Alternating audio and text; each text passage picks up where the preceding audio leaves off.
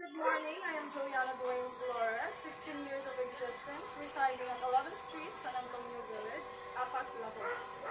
Tong 15 years old pa ka, sir.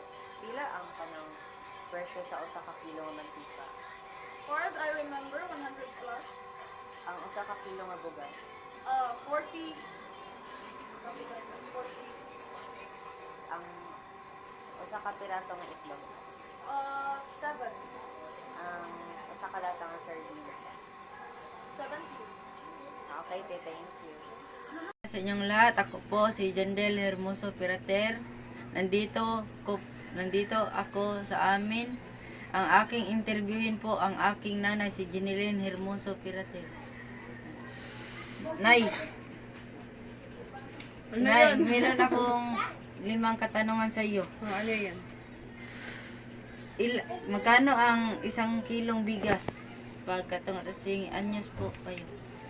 Yung 14 years old pa ako, yung bigas is nasa 16 pesos. Ang pangalawang Kilo. katanungan ko po ay magkano ang 1 lata sardina sa inyo? Nasa 12 to 14 pesos. 12. Pangatlong katanungan ko po ay magkano ang 1 kilong asukal sa iyo? 30 pesos. Kaapat nga katanungan ko po, magkano ang 1 kilong ng mantika? Nasa 40 pesos. Ang last katanungan ko po ay magkano ang 1 pirasong itlog?